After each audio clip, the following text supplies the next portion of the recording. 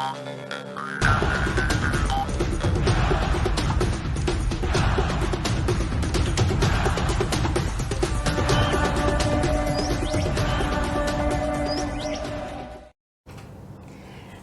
kembali bersama Wawa Papua Channel, WWP Channel. Kita lanjutkan ke dialog terkait siapa penikmat dana otsus Papua. Ya, kita kembali ke Pak Petrus. Tadi kita terpotong di segmen awal mengenai seperti apa sih Pak? Apa yang salah dari dana yang sudah mengalir sedemikian rupa dijelaskan oleh Pak Michael, tetapi kondisi masyarakat masih seperti yang tadi Bapak jelaskan? Oke, baik. Dana otonomi khusus 185 triliun itu angka di atas kertas, tetapi pelaksanaannya masih jadi tanda tanya besar. Apakah benar 185 triliun itu sampai di Papua? Kan begitu ya. Yang berikut, kalau memang sampai di sana, hal-hal yang perlu dilakukan oleh pemerintahan daerah adalah program-program yang tepat sasaran. Ya. Tepat sasaran, tepat kegiatan, tepat anggaran. Ya. Itu diukur dari hasil output. Apakah hasil kerja itu sudah nyata, ada, tidak? Ada pun kualitasnya dapat diukur atau tidak. Apabila kegiatan-kegiatan tersebut terlaksana cukup bagus. Tapi kalau kegiatan itu tidak ada, contoh, Ya. salah satu program pembuatan jalan dari satu kabupaten ke kabupaten yang lain, anggarannya 20 miliar. Kemudian kontraktornya bukan dari Papua, tapi dari Jakarta. Okay. Kemudian perlu datangkan perlengkapan atau peralatan ke Papua. Itu akan membengkak di situ ya Pak ya? Saya akan jelaskan bahwa pembuatan jalan antar kabupaten bukan mereka membuat jalan, tetapi jalan yang digunakan adalah jalan yang dibuat illegal logging. Oke. Wah, baik. Jadi jalan itu tidak terjadi pembuatan jalan. Berapa negara harus rugi? Kerugian negara. Ya, itu satu modus. Modus satu. Ya. Modus yang pertama, yang kedua, dia angkut alat dari Jakarta, dari Jawa ke sana. Berapa banyak? Iya. Biaya habis. Itu modus-modus seperti itu saya sudah punya data sekitar 25 kasus. Oke, 25 kasus tersebut apakah ditindak secara hukum dengan tegas, Pak? Ya, 25 kasus tersebut kita bisa proses, bisa. Tetapi pelakunya ke luar negeri, kita mau kejar kemana lagi? Oke, dari 25 kasus tersebut, case-nya sama? Rata-rata seperti itu. Karena mereka kerjasama dengan para illegal logging. Jadi jalan log pole itu yang digunakan untuk jalan, tetapi itu tidak digunakan. Baik. Tidak maksimal. Ya, itu modus yang kedua. Dan masih modus yang lain masih banyak lagi. Contoh Dinas PDNP. Mereka bangun sarana pendidikan 5 sekolah. Di situ di dalam pengadaan barang dan jasa bangun baru, tetapi kenyataannya direhab. Hanya direhab? Hanya direhab. Tetapi begitu direhab, 6 bulan kemudian jebol lagi. Dana Berarti lagi yang keluar. Tidak maksimal asas di situ. kemanfaatannya tidak dapat. Artinya ada permainan lagi di situ ya Pak ya? Ya. Baik. Yang berikut. Di situ dilengkapi dengan fasilitas komputer, padahal di situ tidak ada listrik. Aksesnya tidak ada. Tidak ada listrik. Internet tidak ada. Tidak ada listrik. Ya. Apalagi pakai internet dan lain-lain, tidak ada. Itu modus-modus seperti itu. Sekarang dinas yang bersangkutan tuh kemana? Yang kedua, pengawas internal. Siapa itu internal? Bawasda. Ya. Dia tugasnya apa? Tidak mengawasi, vakum, tidak peduli. Begitu pengawas internal, pengawas eksternal datang, BPK, BPKP dan lain-lain. Temuan. Ada temuan? Ada temuan bahwa ini markup, kerugian sekian, kerugian keuangan negara. Tindakannya apa Pak? Tindakannya adalah pelaku mengatakan bahwa itu ada kerugian keuangan negara dari BPK, Iya. tetapi dilindungi oleh Bawasda. Oke, ada yang Bahwa melindungi. tidak ada temuan, Oke, artinya ada yang melindungi di situ. ada Pak, ya? yang melindungi. Itu yang disebut dengan jaringan komplotan, Jaringan koruptor. Baik, Bapak, Gitu. itu banyak sekali kasus-kasus di situ dengan Sangat banyak. Iya, Bapak Michael, bagaimana menanggapinya, Pak? Ya, jadi otonomi itu adalah pemerintah pusat melimpahkan wewenang, Ya. menyerahkan urusan dan memberi anggaran untuk membiayai berbagai macam pembangunan yang dilakukan oleh daerah. Daerah. Oke.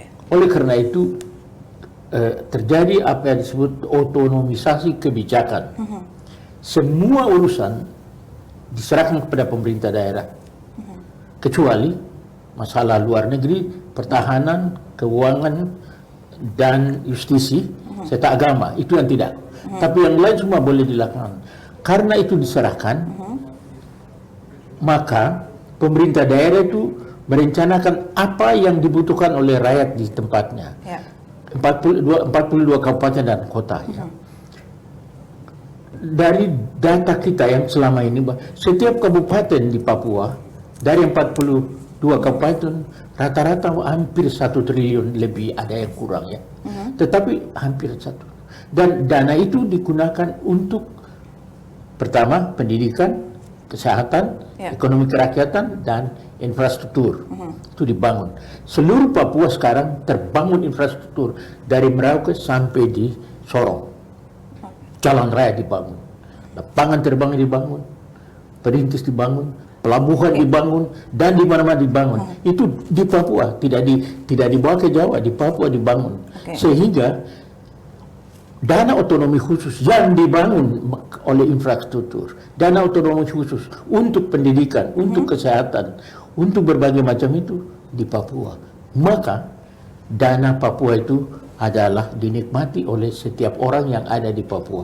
Orang asli maupun saudara yang datang dari luar menjadi bagian Menikmati. dari penduduk, menikmati. Oke. Itu menikmati semua. Ya.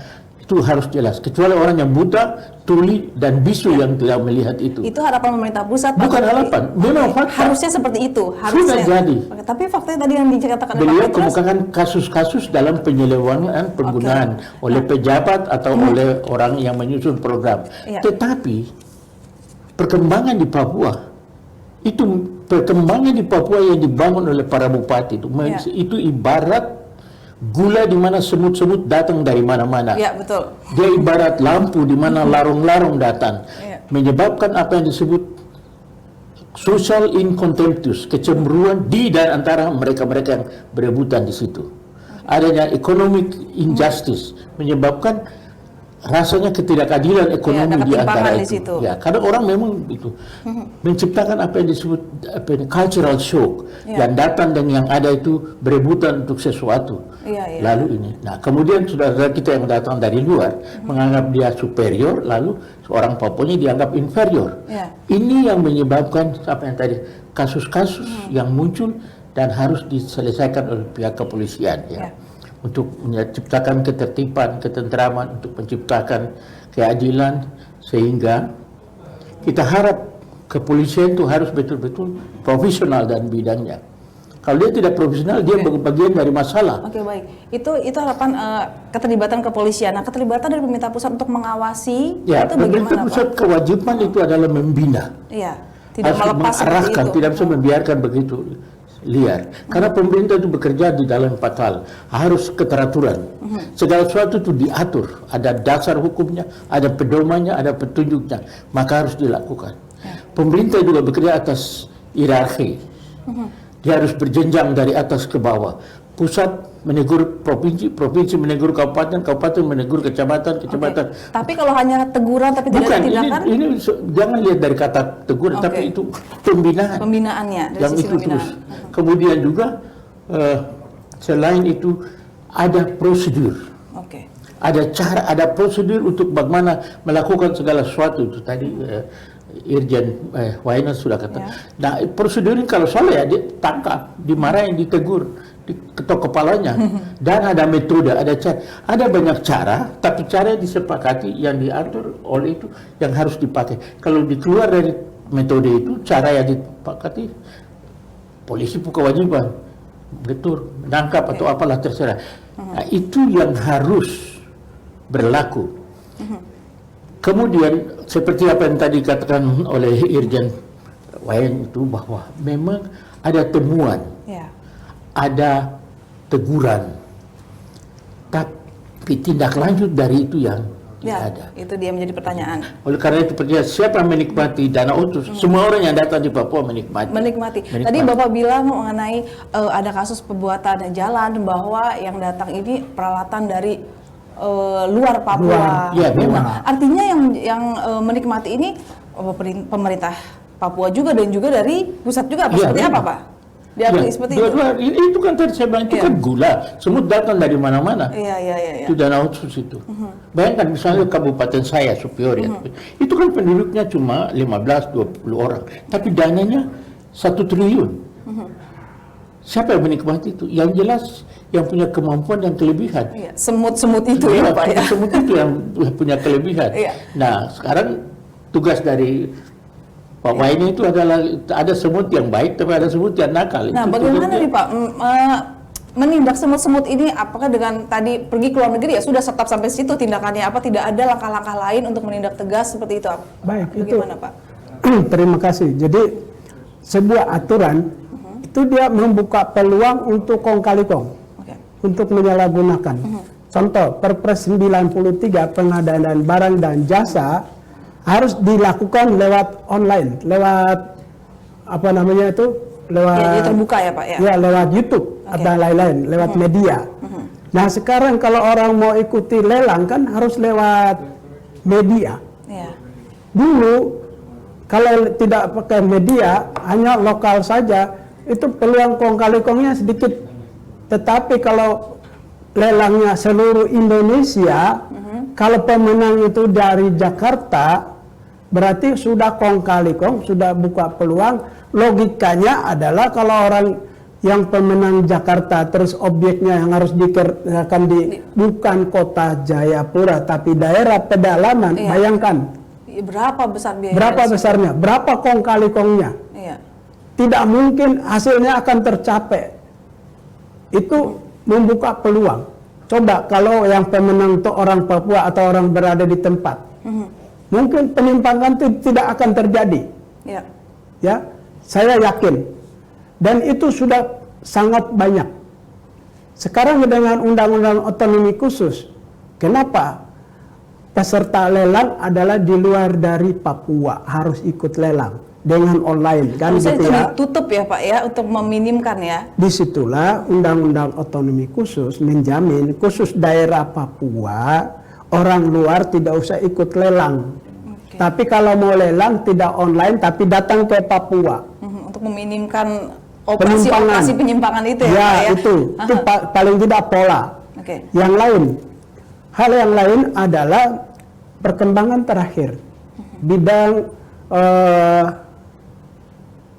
angkatan udara, bandara. Ada beberapa tempat, daerah Mambramo, kemudian Sarni, itu pelabuhan mangkrak sampai sekarang belum jadi. Kemudian daerah Bovendigul, itu bandara dimenangkan orang Jakarta untuk pembuatan bandara. Sampai sekarang belum jadi. Pemenang atau pelakunya masih di Jakarta, bahkan lari. Itu sampai belum jadi, itu sudah setahun lebih. Sekarang apa jadinya? Apakah modusnya akhirnya seperti itu Pak? Sama. Itulah akhirnya dia menjalankan setengah pekerjaan, akhirnya motifnya dia lari terbebas karena tidak ada. Pemenangnya kalau di luar dari Papua, tempat tinggal di Papua, resikonya kan seperti itu. Akan begitu terus. Nah, ini yang perlu dibatasi gitu. Nah, sekarang di bidang lain juga, contoh daerah nelayan, yang kuasai BBM siapa? Pak, masyarakat setempat juga, mereka banyak nelayan memiliki kapal. Mereka tidak bisa beli BBM karena dikuasai oleh kelompok-kelompok Kelompok itu. tertentu. Nah, Iya, ini bukan ini- orang Papua loh. Iya, ini kan berulang dan selalu seperti itu ya Pak. Nah, ini apakah indikasi bahwa aparat penegak hukumnya tidak tegas dan juga tidak serius Pak? Bisa Karena ya, ini- bisa tidak. Ya, silakan ditanggapi Pak. Ya, ada bisa ya dan bisa tidak kan? Iya.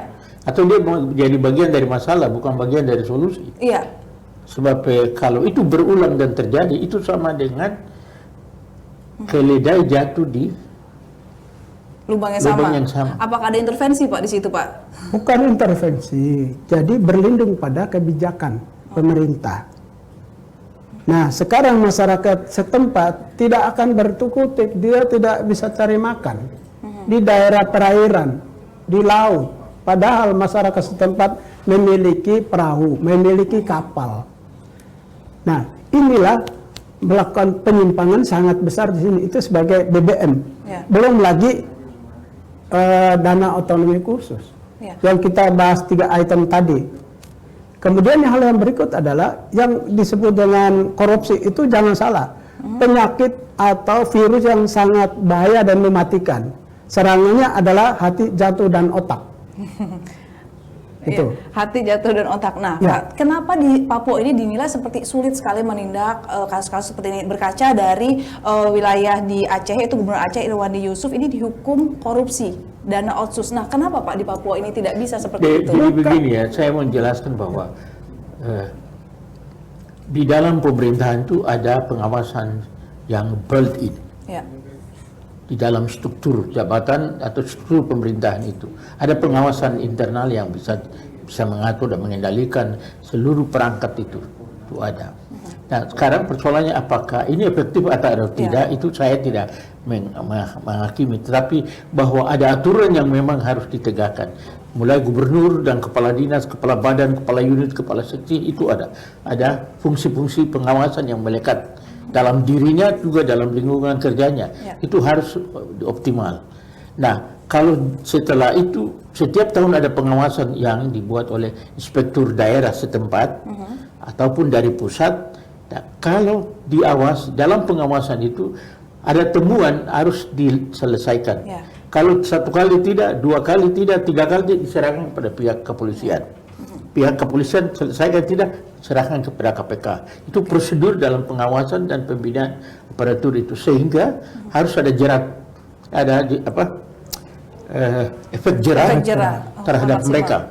Nah, itu yang memang penting. Oleh karena itu memang birokrasi pemerintahan itu harus betul-betul menguasai peraturan, bekerja berdasarkan aturan dan mentaati aturan.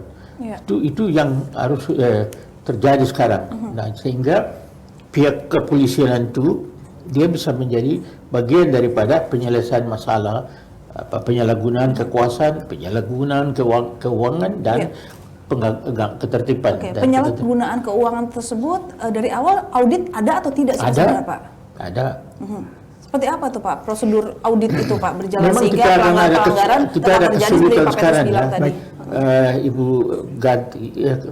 Karena misalnya anggaran 1 triliun ya, Ya. di satu kabupaten yang sangat terisolasi. Saya ambil contoh seperti Yawokimo Ya. ataupun Pegunungan Bintang.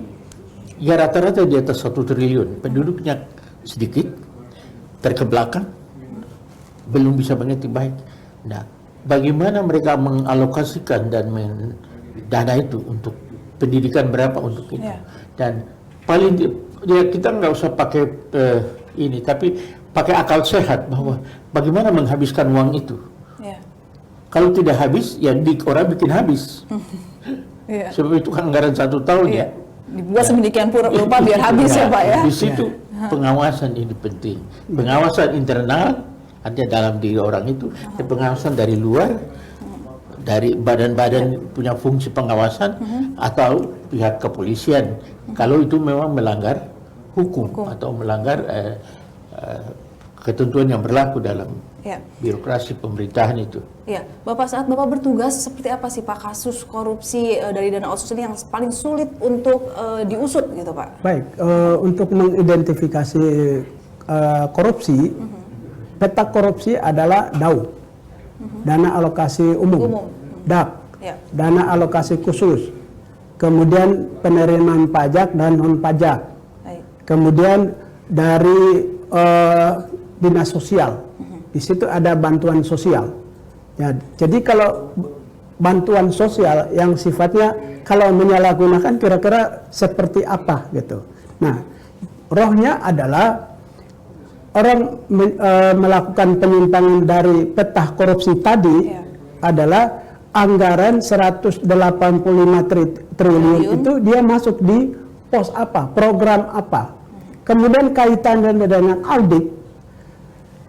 Begitu uang turun, kegiatan dilakukan setelah diaudit, boleh katakan melakukan penyimpangan. Bagaimana seorang pengawas? Pengawas itu Bawasda di tingkat provinsi maupun kabupaten. Begitu juga audit eksternal dari BPK, BPKP dan lain-lain. Kalau berikutnya lagi terjadi suatu penyimpangan dan kerugian keuangan negara, ya berarti mereka juga harus terjerat. Ada di lingkaran itu. Ya, ada lingkaran itu juga. Nah, berarti kan dia melaksanakan tugas dan fungsinya secara baik. Nah, berarti kan di situ disinyalir bahwa ada kong kali kong. Jadi corruption by sanitasi atau GAI gitu. Jadi dia korupsi karena memang kebutuhan. Corruption of needs gitu. Oke, ada yang kebutuhan. Karena ada kebutuhan. Jadi memang apa ini pengelolaan keuangan ini, pengelolaan keuangan ini ada aturannya. Ada aturannya sehingga pejabat itu harus berpegang kepada aturan itu. Nah, ambillah contoh seperti Yaokimu atau tempat yang dananya 1 triliun. Nah, bagaimana dana itu kan harus disetujui oleh DPR, baru digunakan. Jadi DPR punya fungsi pengawasan, tapi fungsi menyusun undang-undang dan peraturan untuk melakukan kewajiban pembangunan di wilayah itu. Nah, sehingga kita lihat bahwa ada di pemerintah itu ada yang disebut Badan Perencanaan Pembangunan Daerah. Dia menyusun program-program yang dibutuhkan di daerah itu dengan sekaligus anggarannya. Kalau Otsus itu mengutamakan empat hal yaitu pendidikan, kesehatan dan pemberdayaan ekonomi rakyat dan infrastruktur di kabupaten dan kota. Nah, ini yang pengawasan juga dari Dewan Perwakilan Rakyat itu. Kita juga tahu bahwa pembinaan tingkat pusat ke daerah itu juga sering tidak efektif. Seperti diberikan lalu dibiarkan begitu. Nah, ya artinya hanya teoritis saja gitu Pak ya, dari pemerintah pusat memberikan A, B, C, tetapi pada saat pelaksanaannya dia pun tanggung jawab untuk membina. Apakah tanggung jawab itu dilaksanakan Pak? Sampai tidak? Ya, itu menurut mereka punya tugas fungsi dan tugas pokoknya. Departemen Dalam Negeri, Departemen Keuangan, Bappenas dan lain sebagainya itu punya fungsi. Bappenas untuk program ini dia sudah dilaksanakan atau tidak. Keuangan itu anggaran yang sebesar ini sudah digunakan untuk programnya atau tidak. Sebenarnya banyak keterkaitan dari lembaga-lembaga di situ untuk mengawasi ya Pak ya. Departemen Dalam Negeri itu untuk bagaimana membina aparatur itu supaya bisa jujur, rajin, setia, dengar-dengaran dalam pekerjaannya. Itu sebenarnya fungsi-fungsi yang harus diobati. Sebab kalau salah gunakan, ya seperti apa yang dikatakan oleh Jan itu, kita harus dilihat peraturannya ini menyalahkan atau tidak. Ya, dilihat peraturannya dan penyalahgunaannya seperti apa saja. Nah, nanti kita akan membahas mengenai apa saja sih penyalahgunaan di sini yang salah sehingga berkelanjutan kejadian dari penggunaan dana ini tidak tepat sasaran. Nah, sahabat WWP Channel tetap di channel Wawa Papua karena detail kembali membahas mengenai kemana saja sih 185 triliun ini dan kasus-kasusnya ini sudah sejauh mana penanganannya. Tetap bersama kami di WWP Channel.